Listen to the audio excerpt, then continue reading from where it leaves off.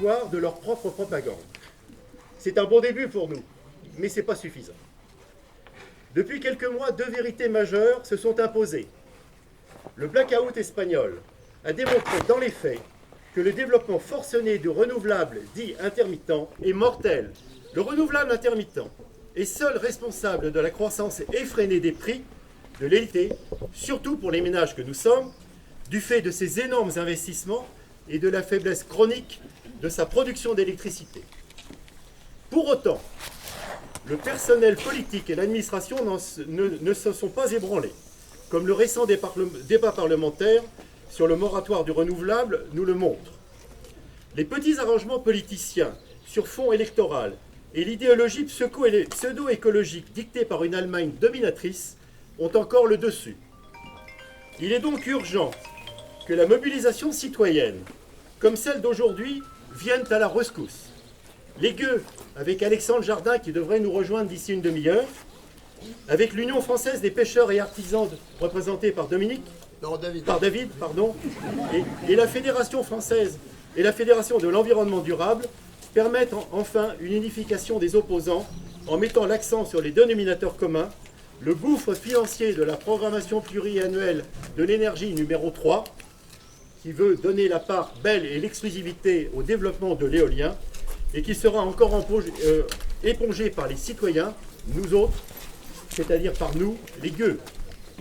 Car on est en face à une gigantesque arnaque. Nous accueillons donc Eric, qui est le président de PIE-BIM, donc avec Eric qui est là.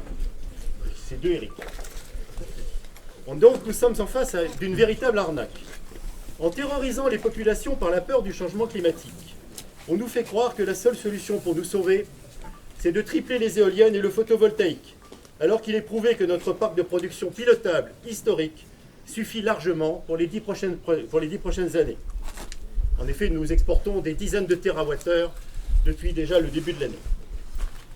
Ce sont des centaines de milliards d'euros dépensés pour rien. Ils ont doublé le prix de l'électricité pour les ménages depuis 2010. Et ils vont encore le doubler dans les 10 prochaines années. Ceci pour rien. Pour rien, car le parc de production pilotable actuel est déjà décarboné. Non, la consommation d'électricité ne bondit pas non plus. Elle stagne de façon têtue, car depuis 20 ans, pour des raisons techniques et économiques, elle ne progresse pas. Par contre, le dérapage des prix de l'électricité dérapant, enfin je dirais augmentant, eh bien c'est ça aussi qui fait que la consommation se réduit. Moi, quand je suis rentré à l'électricité de France en 84, mon patron c'était Marcel Boiteux, et il nous avait donné un objectif, c'était de passer à 450 TWh de production et de vente sous 4 ans. On n'a pas mis 4 ans pour les atteindre, on a mis 40 ans. C'est pour vous dire.